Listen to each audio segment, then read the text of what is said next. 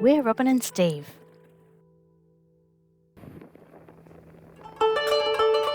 We left off ready to set sail from Savusavu towards Namina, a marine reserve, an island encircled in reef, with small gaps allowing us through into the lagoon.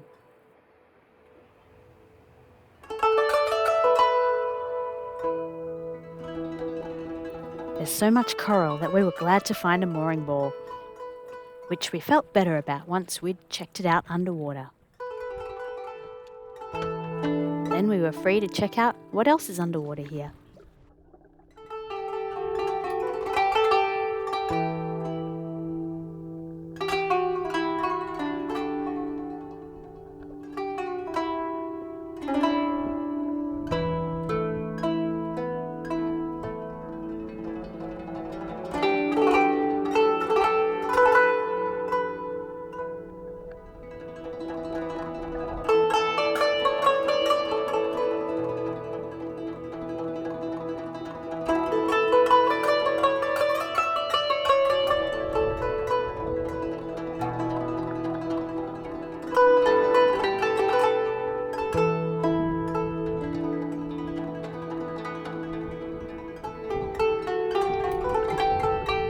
This was the best reef we'd seen in ages. It's not great shelter here, so we were relieved to have a day with the right conditions to look around. We got to know where certain things would be, like this shark. I love that about green zones, that animals are safe in their homes, from humans at least.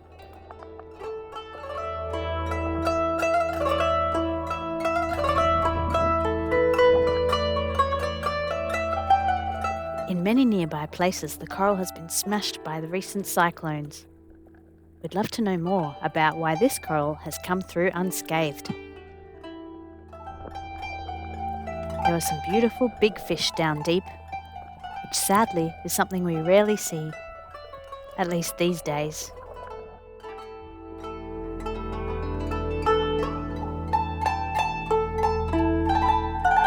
As I mentioned, Namina Island is not a great shelter and the weather was changing, so it was time to move on. We were off to Makungai Island, and after presenting our Savusavu to the chief, we got a private tour of the clam farm.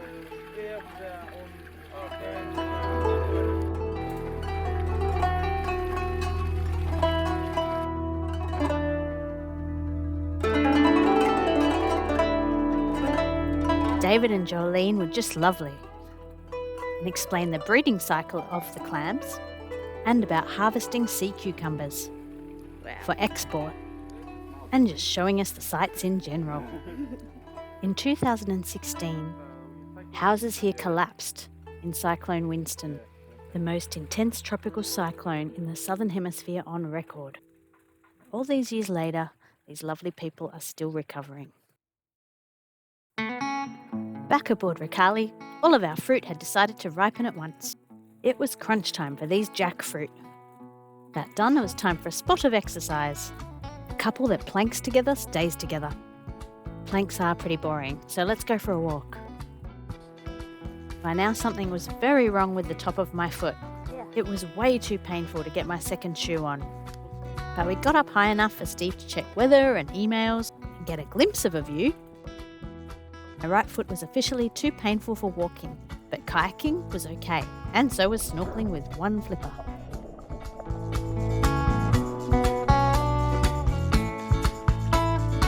Most coral here was still recovering from Cyclone Winston as well, but this patch was nice. On a day like this, scrubbing the hole is actually quite nice. Then Steve had a well-earned hangout. It's a rare thing to see Steve on silks, and like most things, when he chooses to do it, he's very good.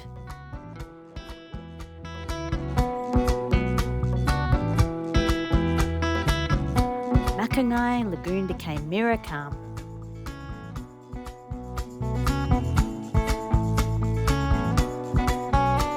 Eventually the winds came up and it was time to sail on. We were going to make our way back slowly to Savusavu so that I could see a doctor about my foot. On the way, Steve caught a mahi-mahi.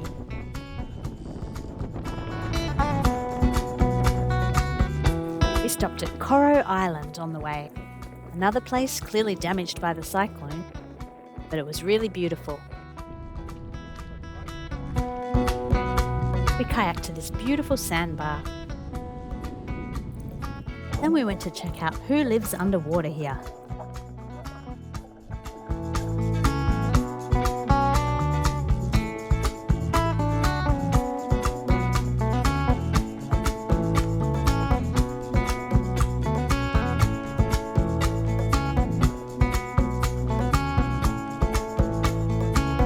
Amongst other things, we met 2 sharks and 1 octopus with infinite different looks.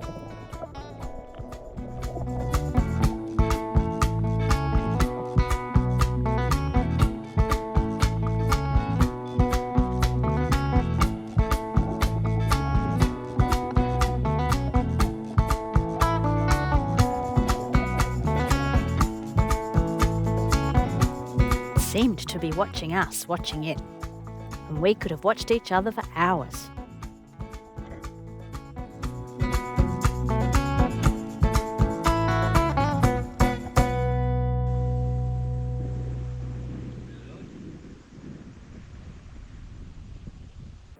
From Coral Island, we sailed back to Savusavu so that I could go to the doctor, but more about my foot later.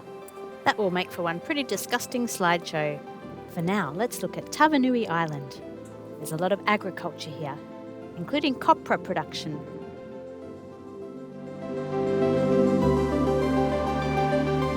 We were to head beyond Tavanui Island to a tiny little island called Atangi Island, and we had to work to get there, with many changes of sail arrangements and zigzagging against strong winds and currents. This cute horseshoe-shaped island seemed to welcome us like a hug from the feisty weather beyond.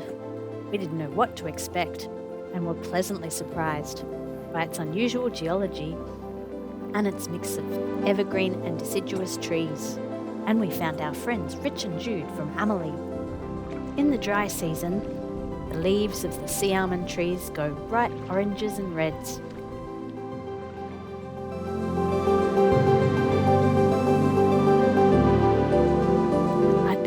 Go-ahead to keep swimming with 1 flipper, since the infection in my foot was inside, and thank goodness I could. This was a bit of an underwater wonderworld. The extendable jaws of these fish mean that they feed via suction. Steve calls these slack-jawed yokels.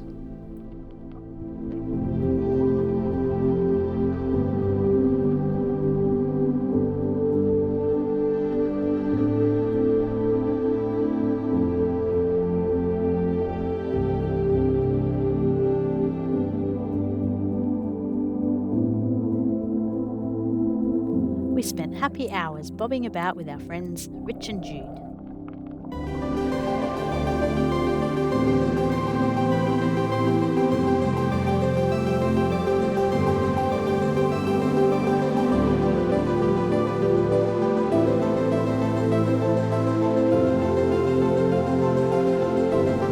Since you've mainly seen our friends underwater, we may as well show you the bottom of their boat. Things I can do with 1 foot: kayak, snorkel and handstand, so long as I can land carefully.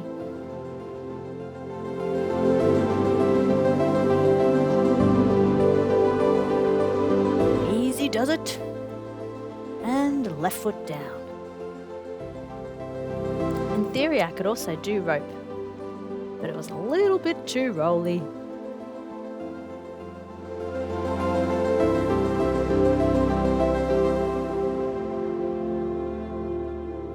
Yep, officially too dodgy.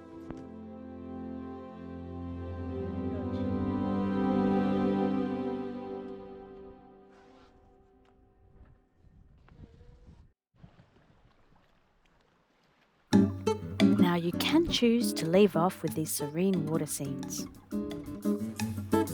Or, if you carry on, you'll get to see what happened to my foot. So if you game, watch on for the footnotes.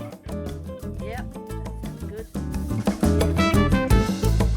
The day after we checked into Fiji, we walked to the hospital to pay for our health check. It was a normal suburban road, nothing dangerous, and I still don't quite understand how I got a stick in my foot. Here is a cold weather reenactment of what happened. For the actual incident, I was not wearing socks, but in the interest of comfort and warmth, this reenactment sports socks and sandals. So I was walking along on a good solid road when somehow a sliver of painted timber ended up through my foot, like this cake skewer here, which is actually quite hard to place, but that's how the stick was. I think I looked at my foot and went, "Ah!" But it actually looked like it was just a scratch once I took the stick out. It wasn't just a scratch. And at this stage, we thought it was just an infection. The doctor said there definitely wasn't any splinter in there and sent me off with antibiotics.